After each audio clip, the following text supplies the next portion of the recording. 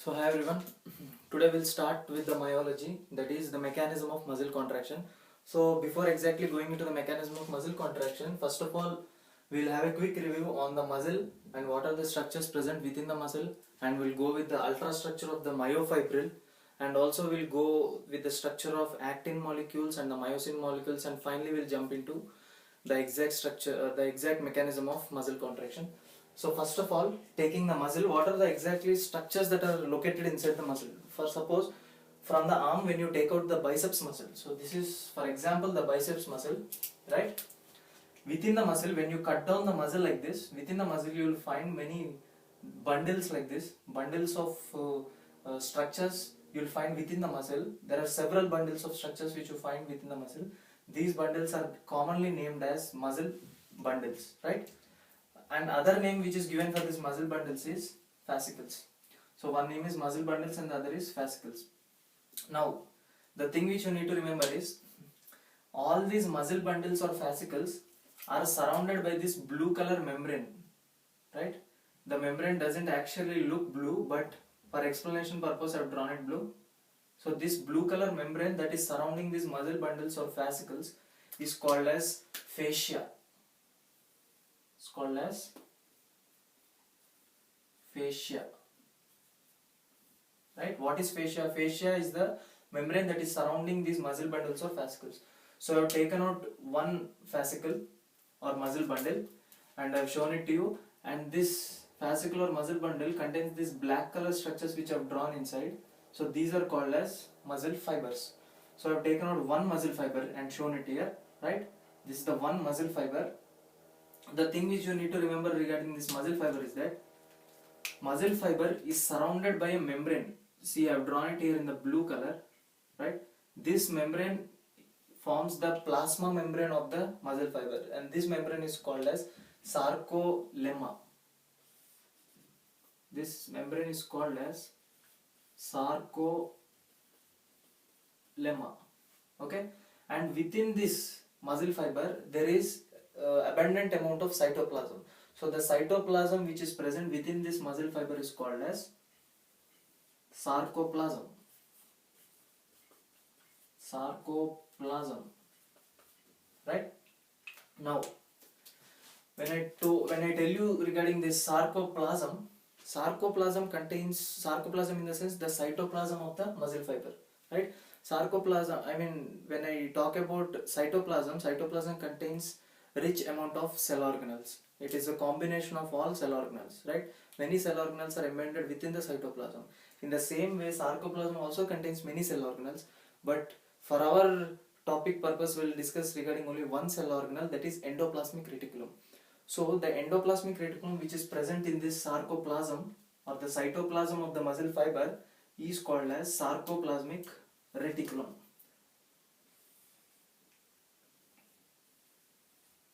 Sarcoplasmic reticulum, right? Sarcoplasmic reticulum is the endoplasmic reticulum that is located in the sarcoplasm. What is sarcoplasm? Sarcoplasm is the cytoplasm of muscle fiber.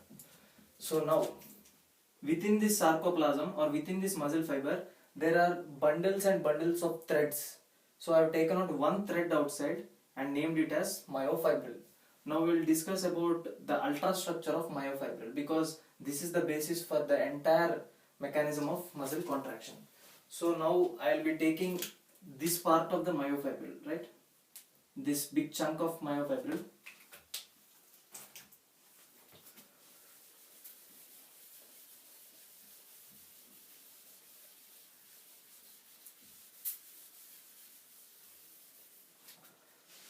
So as I told you, I have taken the small part of myofibril. So it looks like this.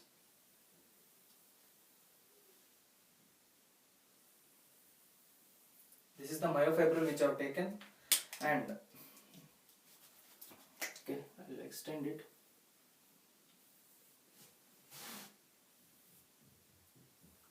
So when you see within a microscope, this myofibril has many processes like this, right? The longitudinal processes which divide this myofibril. These longitudinal processes are given a name called as Z line because it looks like a line. So this is a Z line, and this is another Z line, and this is another Z line. This is another Z line, right? So we name it as Z line, right? So now the thing which you need to remember is that what is what is sarcomere, right? Sarcomere is nothing but the entire myofibril present between two Z lines is called as a sarcomere. So this entire is the myofibril, right? The part of the myofibril that is present between two Z lines, between this and this, this Z line, right? This entire part is called as the sarcomere.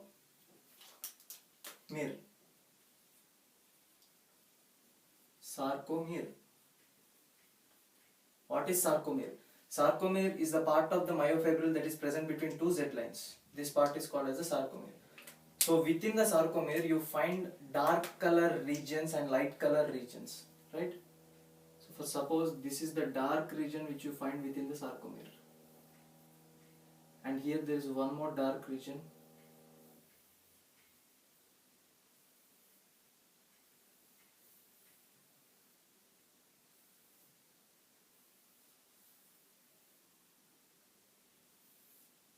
There are quite many. So these dark color regions which are found in the center of the sarcomere is called as A band. Or no, not exactly A band, this is also called as myosin.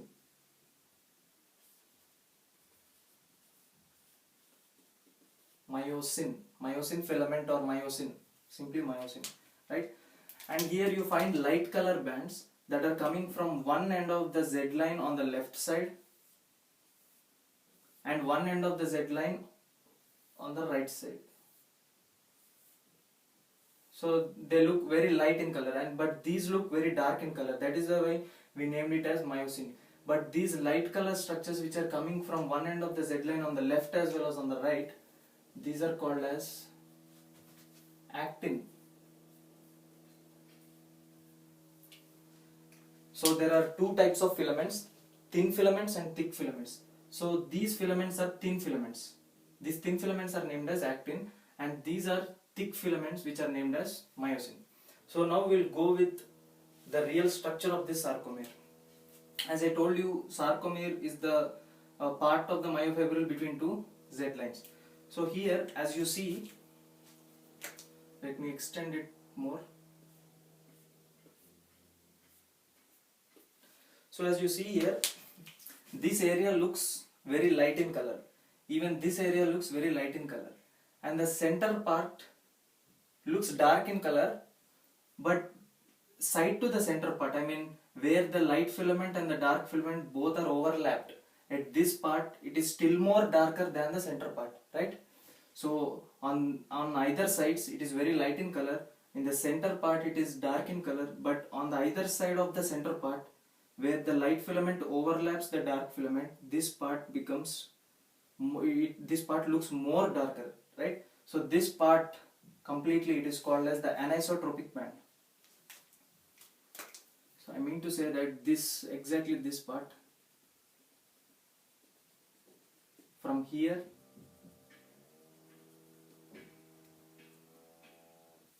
this entire part is called as anisotropic band. What exactly comprises of anisotropic band? Anisotropic band contains the thick filaments, the thin filaments, as well as the thin filaments overlapped on the thick filaments, right? So there are generally two parts, the thick and thin filaments, and also there is the third part called as the thin filaments overlapping the thick filaments. So this complete part, the central part, looks very dark in color. That is the reason we call it as anisotropic band.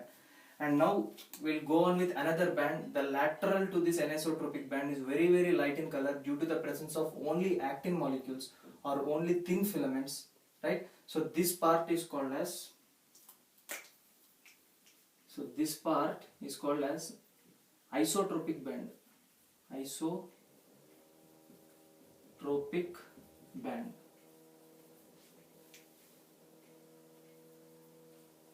Isotropic band, and this is the anisotropic band. So now when you see this central part, I mean the margins of, we'll draw along the margins of this actin molecules.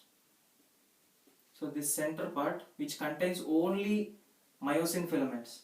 So this center part contains only myosin filaments. This part is named as H zone. Right? What is H zone? H zone is the central part of the sarcomere which contains only myosin filaments. There is a small thread-like line which we can find in the center of the H zone. Small thread-like line. So this thread-like line is given several names. So one of the name of this thread-like line is called as M line. The other name for is Dobbe's line. B-I-E-S. Dobbe's line. And the other name for is Crouzer's membrane. Crouzer's membrane. Right? That forms the M line of the central part of the H zone. So still that's it. This is the ultrastructure of the sarcomere. Right. Now the questions which I'm gonna ask you is, what is exactly sarcomere? The first question, sarcomere is the part of the myofibril that is present between two Z lines. And the next question is, what comprises of anisotropic band? This is the anisotropic band. Anisotropic band contains two parts. The central part called as H zone and the lateral parts of the H zone. The central part of the H zone contains only myosin filament, and on the lateral parts of the H zone, lateral in the sense this and this, right? These two parts of the H zone contains the overlapping of myosin as well as the actin filament, or you can also say thick and the thin filament. And next question is, what comprises of isotropic band? Isotropic band comprises only light chains, or also called as actin molecules. Now we'll go with the structure of this actin, and next we'll go with the structure of this myosin, and again we'll come back to this diagram and explain the mechanism of muscle contraction. So first we'll go with the structure of actin.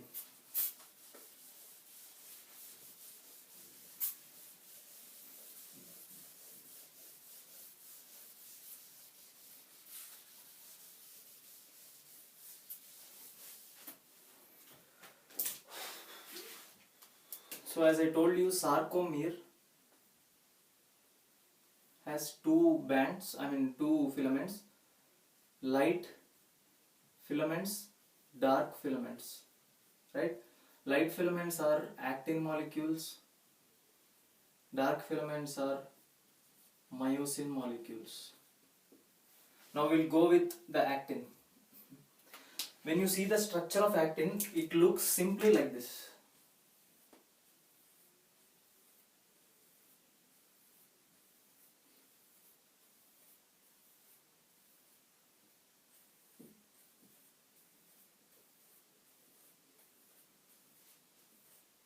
This is the structure of the actin molecule. So how to describe this structure? This looks like a filament. So there is a specific name that is given to this chain of actin molecules. So this completely is called as actin molecule.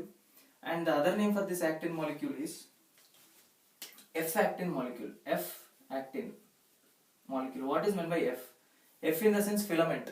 It is like a filamentous structure, right? So all these spherical proteins together combine together to form a chain of filamentous structures called as F-actin molecule. So when you go deep into this, if you take out one protein here, one spherical protein, this one spherical protein, the shape is completely round, spherical or globular, so you name it as G protein molecule. G in the sense globular protein, or the other name is globular protein, right? And the other name is spherical protein. And there is one more name called as G-actin. When this becomes F-actin, then this obviously will be G-actin molecule. So several G-actin molecules together combined together form a chain of F-actin molecules, which we call it as actin.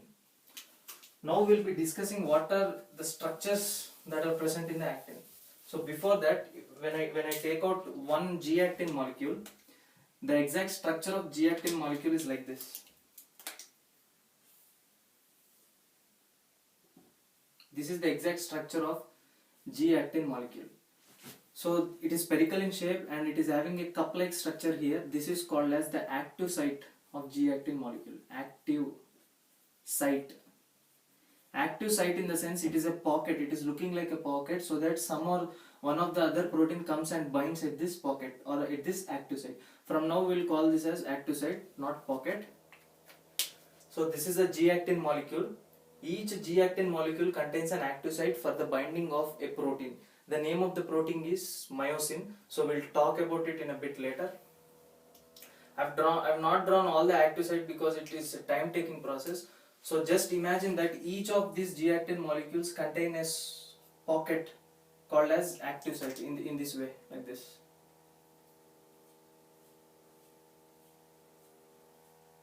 Like this, all along the length of this F-actin molecule. So we have talked about actin. Now we will go on with the next light filament, that is tropomyosin. Tropomyosin, right? What is exactly tropomyosin? Tropomyosin is a thread-like structure or a thread-like protein which is in the form of a thread or a chain, right? It covers all the active sites of the G protein or all the active sites of these actin molecules, and along its course of covering, it travels spirally and binds these active sites. So what I exactly mean is that these are the actin molecules, right? All of this comprises the actin, and these are the globular molecules containing active site. So these active sites are like this, covered by this tropomyosin complex. So in a course of its covering, it completely binds all these active sites and moves spirally like this. So in a simplified diagram, if I draw a simplified diagram like this,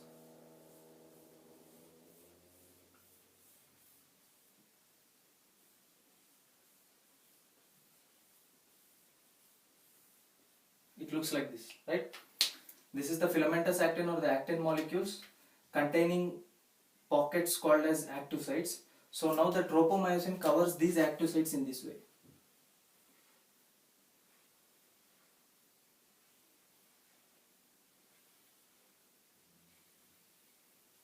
Right? So this tropomyosin covers each and every active site in order to prevent some or the other protein coming and binding to this active site. What is the exact why the tropomyosin is covering these active sites? For suppose this is the globular protein containing an active site. If you don't cover this active site with this tropomyosin, some or the other, I mean the myosin head or some or the other proteins come and attach to this active site and perform their respective functions. So this must not be done. That is the reason why when there is no need of muscle contraction, this active site must not be exposed. This active site must be covered by some or the other protein. So that protein is called as this tropomyosin. So this tropomyosin covers like this, covers the active site like this, and spirally binds and covers the remaining active sites in this fashion, right? When there is a need of muscle contraction, immediately this tropomyosin deviates from its pathway. I mean, it comes out of this active site, so that myosin head comes and binds to this and pulls this actin molecules. So I'll explain in brief that. So this is the function of tropomyosin, and there are still more structures called as troponin molecules. There are generally 3 subunits of troponin molecules. One is T and T, T and I, T and C, right?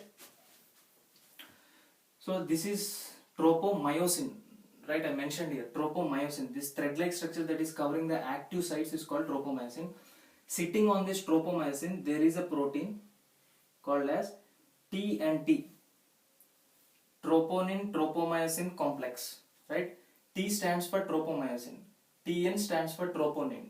So troponin and tropomyosin together form a complex called as troponin-tropomyosin complex. It means that this T and T attaches to this tropomyosin to form a complex here called as troponin-tropomyosin complex. Sitting on this T and T we find one more protein, this one, TNI. TNI, I in the sense inhibitory. And sitting on this inhibitory protein we find the third type, this one, TNC. C stands for calcium, I stands for inhibitory, T stands for tropomyosin, right? The name itself says that troponin is getting attached to the tropomyosin, and I is for inhibitory, C is for calcium. Why I have written it as calcium? Because whenever there is a muscle contraction, immediately, as I told you before, sarcoplasm contains endoplasmic reticulum called as sarcoplasmic reticulum. So from this sarcoplasmic reticulum, right, from the sarcoplasmic reticulum, calcium ions are released. When there is a muscle contraction, when there is a need for muscle contraction, these calcium ions come and bind here. As soon as the calcium ions bind to TNC, this TNC sends messages to TNI, TNI sends messages to TNT, and immediately TNT, which is catching this tropomyosin, sitting on this tropomyosin and catching this tropomyosin, it pulls the tropomyosin away. When it pulls the tropomyosin, what happens? All the active sites are exposed in this manner. Now all the active sites are devoid of this tropomyosin. Previously they are with the tropomyosin.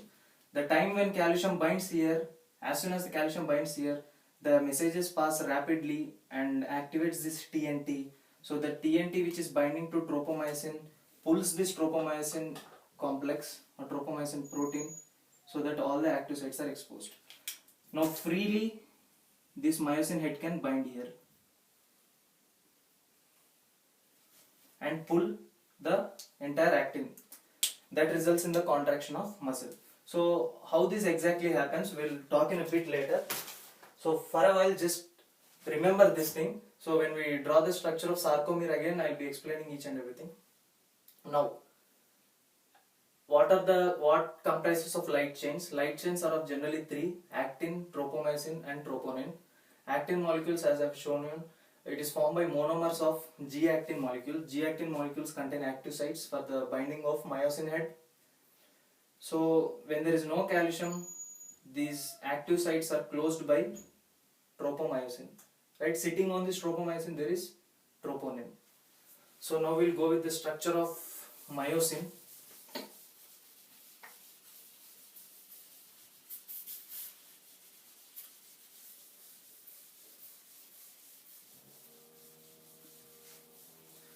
So coming to the structure of myosin, the structure of myosin exactly looks like this.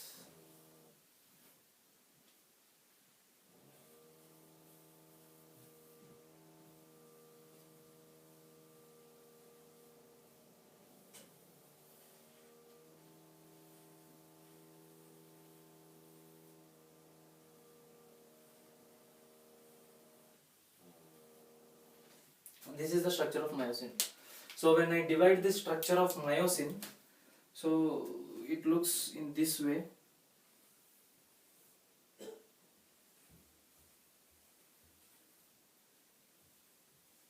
So this is called as meromyosin.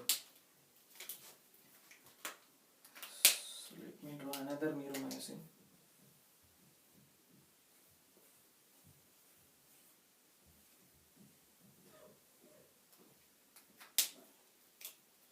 So this entire thing is called as myosin, right? When I divide this myosin, it divides into two fragments. This part is called meromyosin, and even this is called as meromyosin. So the two meromyosin molecules together spirally bind together to form myosin molecule.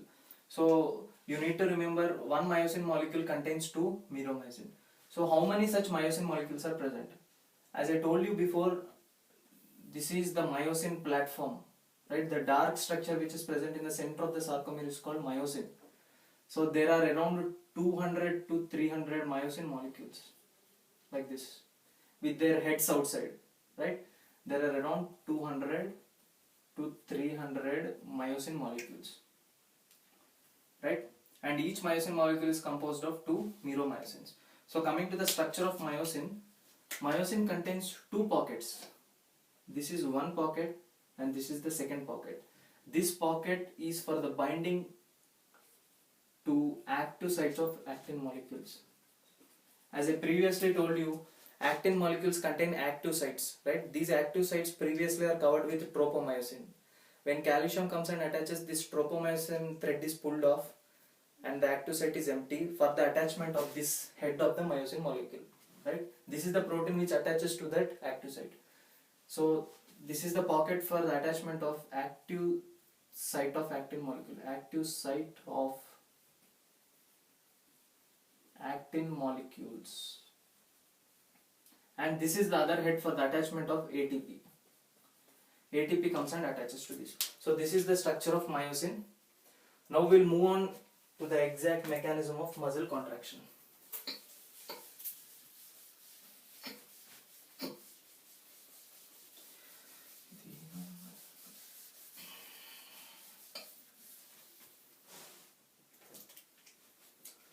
So this is the myofibril,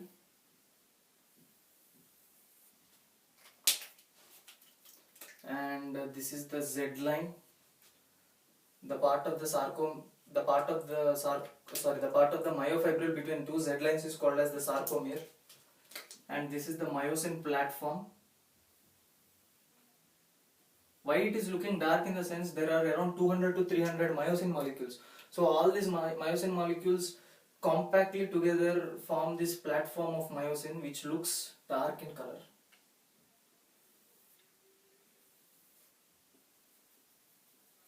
Right?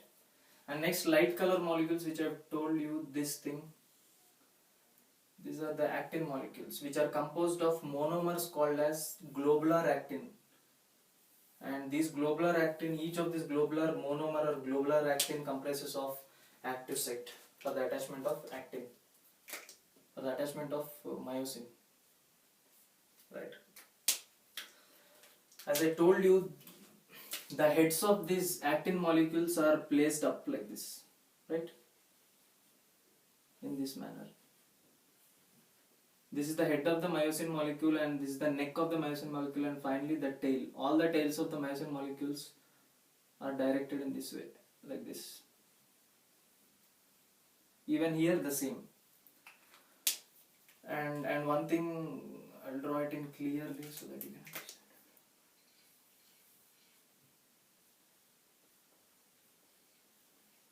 So these are the active sites of myosin.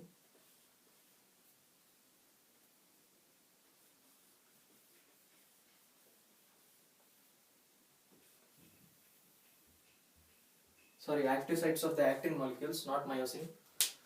So now what exactly happens is, first suppose my two fingers are of myosin heads, right?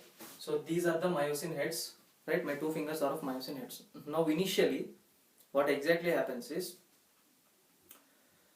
when calcium comes and binds to T and C component, and here I'll mention one more component here. As I told you, sitting on this tropomyosin complex, there is T and T, and after that there is T and I, and next T and C. So now, as soon as the calcium comes and binds at this point, that the T and C sends impulses to TNI sends impulses to T and T, so that TNT, which is attached to the tropomyosin thread, it pulls the tropomyosin thread, so that now the active sites are exposed. Now the active sites are exposed and kept already. These are my two fingers or two myosin heads. Now what happens is, ATP comes and attaches to my fingers. When ATP comes and attaches to the head, as I told you, myosin head has two pockets, one for the attachment of ATP, one for the attachment of these active sites, right? Now ATP comes and attaches to the pocket of my head, right? When it attaches, suddenly ATP undergoes hydrolysis and converts into ADP plus inorganic phosphate. ATP hydrolyzes to form ADP and inorganic phosphate. When ADP and inorganic phosphate is formed, there is a structural change in the head of the myosin immediately when ADP and inorganic phosphate is formed.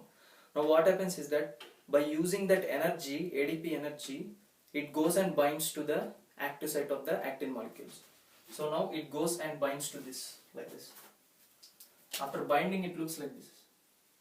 So now it has bonded with this structures. Even here the same, like this, right? So now this is having ADP plus inorganic phosphate. Now what exactly happens is that immediately when it binds, the inorganic phosphate moves out. When the inorganic phosphate moves out, there is one more structural change that is happening with the head of the myosin and the active site of the actin molecules. So with that structural change or with that conformational change, immediately these heads which are bounded to this, pockets or active sites, they catch it tightly and pull forward. When they pull forward, what happens is that this entire filament moves in this direction and this entire filament moves in this direction. So both of them move antagonistic to each other, right? Or opposite to each other. So after pulling, what happens? Contraction takes place, muscle contraction. So now after contraction, what exactly happens is that one more ATP comes and binds to this head. Immediately when one more ATP comes and binds to this head, the bond between the myosin head as well as the actin pocket becomes weak and they both of them get released. Right? When they both of them get released, immediately the calcium goes back to its original places and again the tropomyosin complex comes and attaches to this actin filaments and the mechanism of muscle contraction is finished. So once again a quick review. First of all, these are two of my myosin heads. Initially the active sites are completely exposed. Now ATP comes and attaches to this. When ATP comes and attaches, it undergoes hydrolysis and forms ADP plus inorganic phosphate. So by using that energy, it goes and binds to the active sites, right? After binding to the active site, the inorganic phosphate leaves out. When inorganic phosphate leaves out, there is a contraction like this. The heads catch and pull both the filaments near, right? This is called as muscle contraction. Now what happens is that ATP comes and binds to the head. Already ADP is present, now ATP comes and binds to the head, right? Immediately both the heads get, the bond between the heads and the active sites get loose and they come back. Again ATP which is present here, hydrolysis to ADP plus inorganic phosphate. By using that conformational chain, goes and binds, IP goes out, contraction, and again ATP comes here, again relaxation. Again ATP hydrolyzes to ADP inorganic phosphate and the same cycle proceeds. So the one most important thing which you need to remember is as soon as these actomyosin complexes are detached, mechanism of muscle contraction is not yet finished. Mechanism of muscle contraction will finish when these calcium ions go back to its original position. It came from the sarcoplasmic reticulum. So it goes back to its original position, the sarcoplasmic reticulum. Then the mechanism of muscle contraction is finished. So this is the exact mechanism of muscle contraction. Thank you.